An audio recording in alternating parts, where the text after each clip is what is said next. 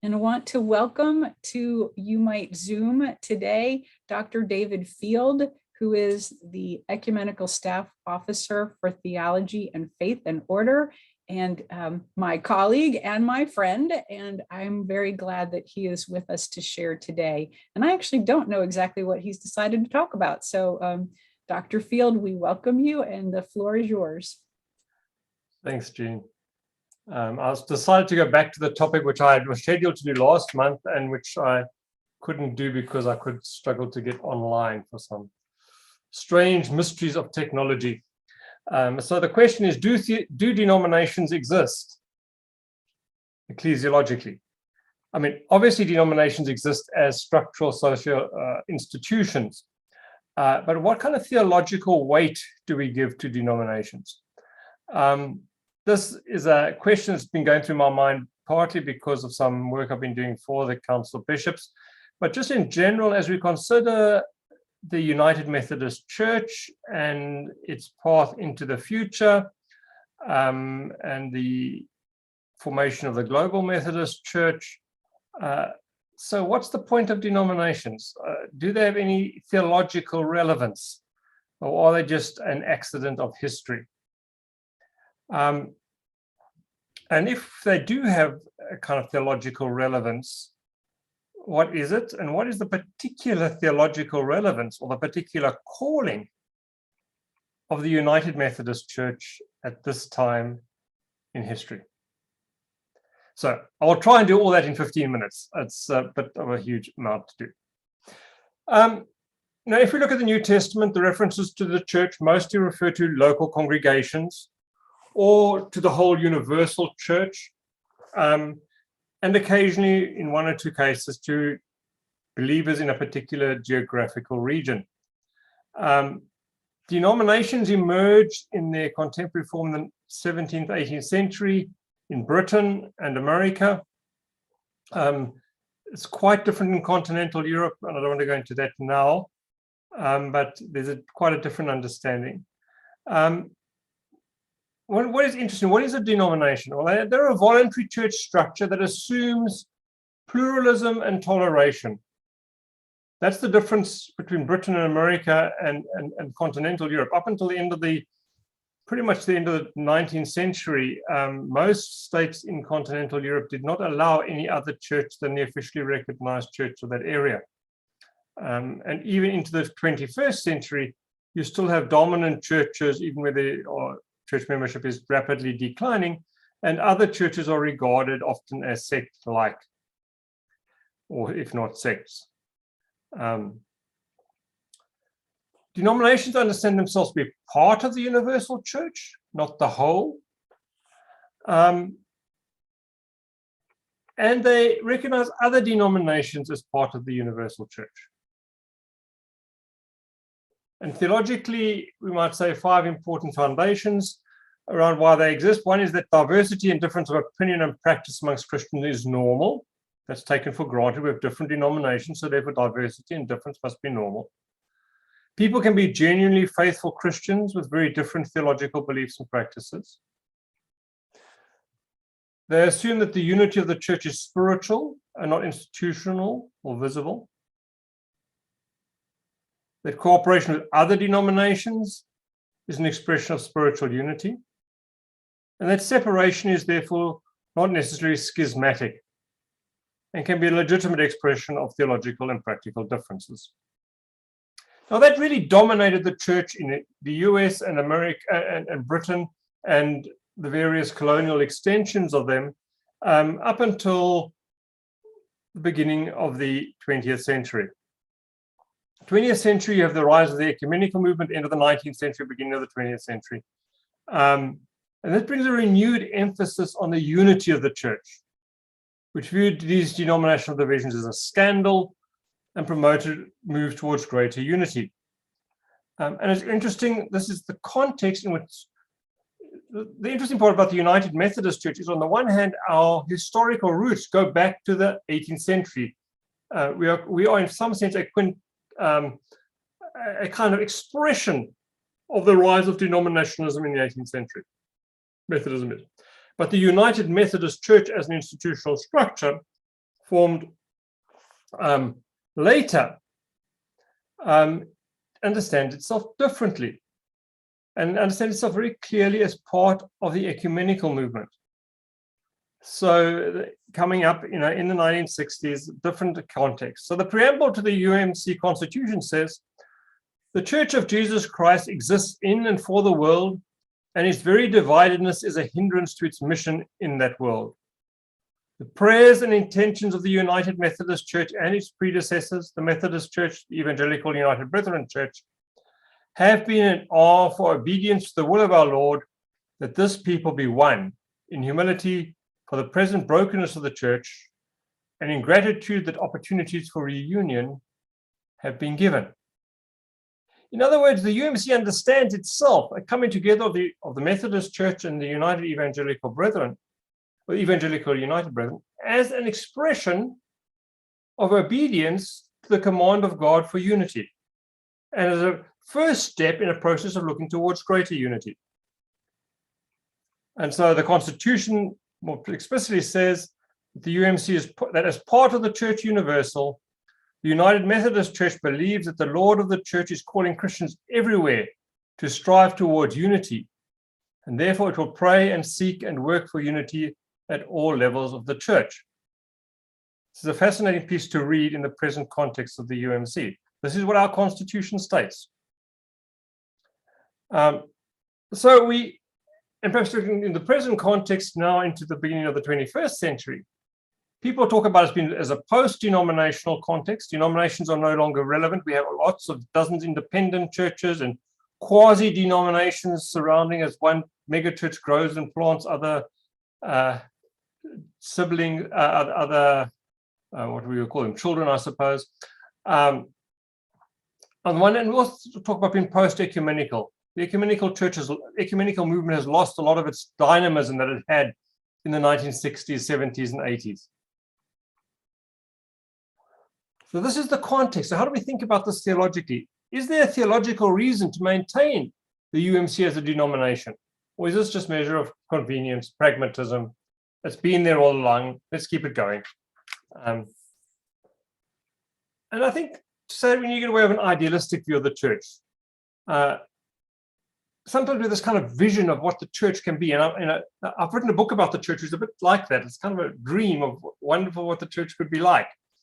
The church is immersed in history. On the one hand, God calls people into union with Christ and with each other in particular social, historical, cultural contexts. And then on the other hand, the people who respond to that call respond in all the complexity of their humanity, limitations, errors, sinfulness, stupidity, power seeking. And so the communities that emerge out of God's call and the human response are problematic and complicated. There might be signs pointing to the universal church, or in the words of Wesley, a symbol of the one church, a foretaste of the reign of God, but they are in all their problematic reality. And I would suggest that the emergence of denominations is one of these problematic provisional pointers to the reign of God, to the one universal church. It's problematic, it's provisional, but it is still a legitimate pointer to the one universal church, a foretaste of God's reign. And I think from a Methodist perspective, it's interesting. One of the key marks of a Methodist understanding of the church is what is referred to as connectionalism. We're a connectional body. In two recent blog posts by a friend of mine, David Scott, who's the missiologist from the GBGM, written on connectionalism. There are two quotes from each from a different blog. But first he says, connectionalism as an ecclesiology says, in perhaps an Ubuntu sort of way, that local congregations can only be the church in connection with one another. End quote. The second quote was from a different blog. Connectionalism is a fundamental theological and practical conviction for Methodists around the world. emphasizing that the church's nature is primarily rooted in the connections among local congregations and not within the local congregations themselves, and pointing to partnerships for collaboration in ministry, mission, and mutual accountability. Now, you see, this is a different understanding from the church, for example, from the traditionally Baptist understanding. A traditionally Baptist understanding is the church, the local church is the church. The denomination is the Southern Baptist Convention or the Baptist Union or something like that. It's not the Baptist church. We see this also in churches from a congregational perspective. Methodism says no. The connections, the network is part of what it means to be church. And so a denomination gives expression to that dependency, that being a church is part of a network of communities. And so in a particular way, a denomination can express that connectedness, which an individual congregation cannot. And as such is a sign, a partial, provisional sign and expression of the universal church. And it has its legitimacy, I think, when it points to the universal church. So then, excuse me, what are the ways in which the UMC is a sign and symbol of the universal church? And I want to suggest a few, and perhaps afterwards you can suggest some others. I think importantly is our Wesleyan heritage. We have learned something through our history and the insights that the Wesley brothers gave us, and the whole evangelical revival of the 18th century. And we can list those in detail. I'm not going to do it now. I'm sure you all know what I mean. I think that's the one aspect. The other aspect is the fact that we came into being in the 1960s as an ecumenical experiment, that we affirm the unity of the church as part of our identity. We believe we came into being as an expression of obedience to the will of God. And that, of course, links up with an element of our Wesleyan heritage, Wesley's understanding of the Catholic spirit. The third element, which I think is very important and perhaps contested, and that is, I think, our very theological diversity is a sign of the universal church. You know, the tension now to create a pure church where there is one theological understanding is, to me, is fundamentally wrong, because the universal church doesn't have one theological understanding. We are diverse. The universal church is diverse theologically. And our very theological diversity and the complexity that causes points to the reality of what it means to be the universal church, called into being in particular social, political, historical, cultural context. And I think we need to affirm that, particularly at this stage. The fourth point, which I think is important, is our transnational or international character. Yes, that's a product of problematic colonial attitudes in many ways. Yes, it is problematically still in the way it's structured within a kind of American centricity. But we point, by being a transnational denomination, we point to the body of Christ which transcends denominations. Transcends nations, sorry, not denominations, transcends nations.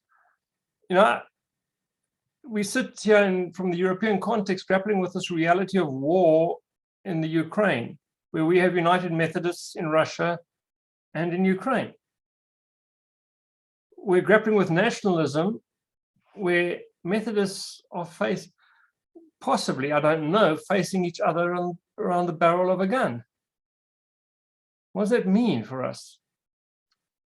What does it mean in the context of migration and movements of people, that when migrants from Congo arrive in Europe, the United Methodists, we're part of the same church. We are saying being part of the same church means you and us, we're siblings. How do we express that socially, politically, ecclesiologically? I think also a fourth or fifth element from our history is that the church has existed in different socio-cultural contexts, and therefore in different relationships with the dominant culture. Now, the history of Methodism in the US is very deeply entwined with the whole history of the United States. And it comes into being in the aftermath of the War of Independence. Numerous political leaders have been Methodists. Both Methodism has shaped the US and the US has shaped Methodism in its form. That's one extra. But if you look, for example, in the European context, where Methodism has always been a minority church, has always had a more complicated relationship with the culture. Where it's always struggling to how do we relate to this cultural context in which we live, and particularly in more specific ways in the history of the 20th century, the place of Methodism during the Nazi era in Germany and other parts of Europe, and during the communist era in Eastern Europe. How did Methodism then relate to the dominant culture? Different modus, a modus of resistance, of persecution, of suffering because of their failure to conform. Or we think of the context of Africa and to a certain extent the Philippines, where Methodism comes in the whole era of colonialism, where Methodism on one hand is identified with the colonial European powers and culture, and is now seeking to find its own identity, which is truly African. But how does that Africanness in a post-colonial, decolonial context relate to dominant Methodism in the US? And the final point which I want to raise, and this might seem a strange one, I think it's United Methodists and our Methodist history, particularly in the US, but not only, of compromise, of failure, and continuing struggle over racism. And it's a legacy which we need to own and ask what comes out of that enables us to witness to the universal church in which there is, in Paul's words, neither Jew nor Greek, slave nor free, male and female, Scythian, barbarian, etc. What do we learn out of that history? What do we learn out of our history of colonialism? That's another area. Can we take out of this dark and problematic past in order to be something good and point to God's kingdom? I've probably gone over my time, but I will finish there and leave it for questions or comments or discussion. Yeah, no, thank you, Dr. Field. That was just rich. And I do think we probably have a couple minutes for burning questions, if anyone has any. And then I will put your email address in the chat so that people can contact you directly as well. But does anybody have a question? And if not, do you want to comment on Chris Androsky's comment in the chat that about the tension between unity and justice, which we've talked about many times? Yeah, that is the question between unity and justice, the question of what are the boundaries of the church? Where, I mean, it is the question, I suppose, if we take the classic example of racism. In the up until the end of the 19th century, even into the beginning of the 20th century, nobody considered racism as a big issue in the church. It was kind of like the norm. I mean, both in the US and many colonial contexts, certainly the South African context in which I grew up was, racism was, Christians didn't drink and smoke, but they could be racist. That was fine. And so, what emerges in the 20th century in the context of Nazi Germany, in the context of the struggle against apartheid, in the context of the civil rights movement in the US, is people come to the conclusion, hang on a minute, racism is unacceptable within the church. And it becomes clear that racism denies the unity of the church, and therefore you cannot have a church which is racist. And so paradoxically, you exclude racists because the racists are denying the unity of the church. So you have the movement in the Vancouver meeting of the World Council. Vancouver World Council. When was it now? Where I think it was Vancouver. Anyway, meeting of the World Council of Churches. Well, initially the Lutheran World Federation, and then the World Alliance of Reformed Churches, and later the World Council of Churches, declaring apartheid is a heresy. And churches which support that cannot be members of our organizations. Why is apartheid a heresy? Because apartheid denies the unity of the church. So that's the reason you deny the unity. So you exclude yourself by denying the unity of the church. Dietrich Bonhoeffer does the same thing in somewhat problematic piece, The Church and the Jewish Question, where he says, as soon as you make race, in this case, so-called Aryan race, a criterion for ministry in the church or leadership in the church, you're denying the unity of the church. You're denying justification by faith because you're adding something to the gospel. You're requiring people to be not just faithful Christians, but faithful Christians and Aryans, or in the case of apartheid, faithful Christians and white to be part of our church. And as soon as you add that and bit, you're done. Now, obviously, this is the key issue we're facing today in the UMC. What how do we struggle with issues around, the slogan all means all, but does all mean all? Because all means, that is used often to say we include all, and therefore we include and affirm LGBTQ people within the church. But does all mean also all those who don't agree with us on this issue? And you have this paradoxical statement, people, all means all, therefore you can't be part of us, because you disagree that for you all doesn't mean all. So I'm not sure there's an easy answer. I think my answer to this is twofold. One is these decisions are made not beforehand, but in the context of struggle. And we need to struggle with it. We struggle with it, for example, in the UMC, we say, as part of our identity, and that should have also been in the list of ones I didn't have, we affirm women's ordination. That's part of who we are. And that distinguishes us from a host of other churches which do not ordain women. We're in dialogue with some of those. We're in dialogue with the Roman Catholic Church. We don't say the Roman Catholic Church is not a truly Christian church because it doesn't ordain women. But we would say you can't be a United Methodist if you don't ordain women. Although there's some interesting cases around that one. But so we've in our point, but we're probably a minority within the world Christianity on that status. But we've made a stand, and we come to the point where we say this is us.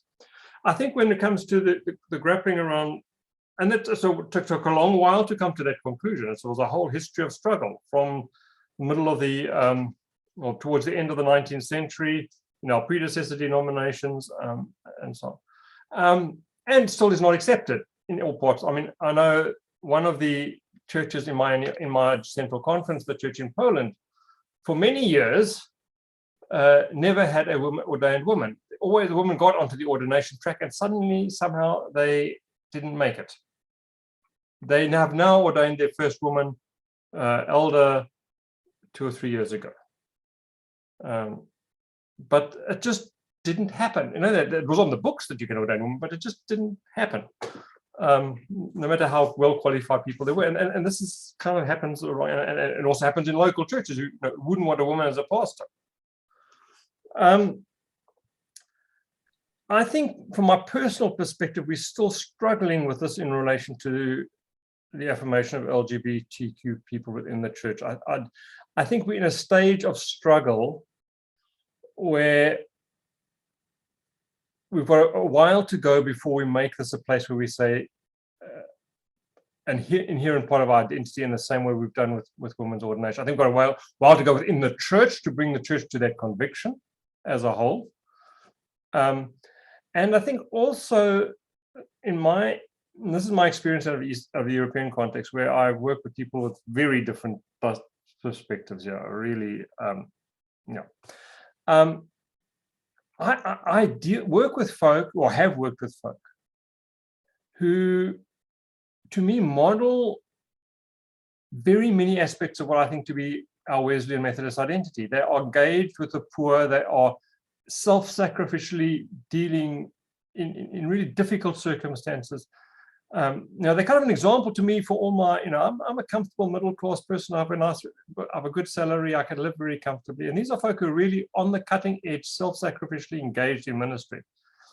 With the poor, for the poor, often in countries where some of what they're doing is just not culturally acceptable. Work amongst the so-called Roma people, for example, in parts of Eastern Europe, is just culturally unacceptable. And yet they can't see why we should include and affirm LGBTQ people within the church.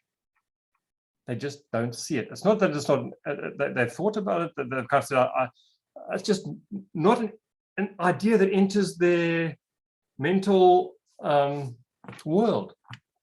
Partly because of the context in which they live, where there is no strong movement for affirmation within the general society. Partly from historical theological beliefs. And I say, I don't want to push these people away from me, because they model to me important aspects of what it means to be the church. And at the same time, I think they're wrong and they're doing harm. And how do I live with that tension? And that's the kind of tension I think, how do we live with that tension? I don't have an easy answer. I think it's a struggle. It's a continuing struggle. But it's interesting to see how people change and develop when they're forced into situations of discussion. Yeah, I'm going to stop there. I've talked enough again. Yeah, I appreciate. Oh, go ahead, Jean. Sorry. Go ahead. Then I do want to say something. Yeah. Sure.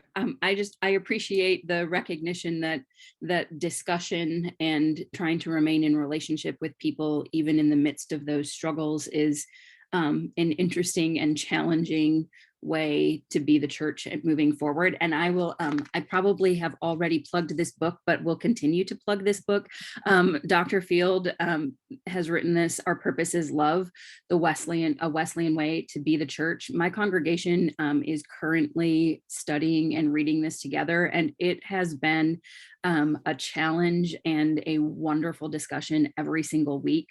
I would highly recommend it. It offers a lot of interesting and for those of us who are well trained and versed in the United Methodist Church, there's a lot of information there that seems pretty foundational and like, oh, probably all of our members know this, and about our structure as United Methodists.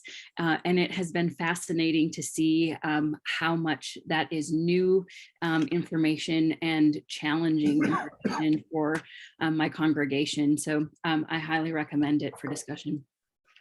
Yeah, thank you. My women's group is also reading it together as well, and I would recommend it too. So Dr. Field, thank you so much. I wrote down one quote that I'm going to ponder, and that is that the limit of acceptable diversity is something that denies the unity of the church. So I'm going to ponder that. So thank you for that quote, and thank you for your time. We really appreciate it. You are really good at this. So. I also want to take a moment to thank Tora Foster Gillespie, who is gone, but this will be recorded so she can see it later. Tora is our outgoing chair of UMEIT in the United States. And then as of the first week of May, welcome Chris Androsky as our new UMEIT chair. So thank you for taking this on, Chris.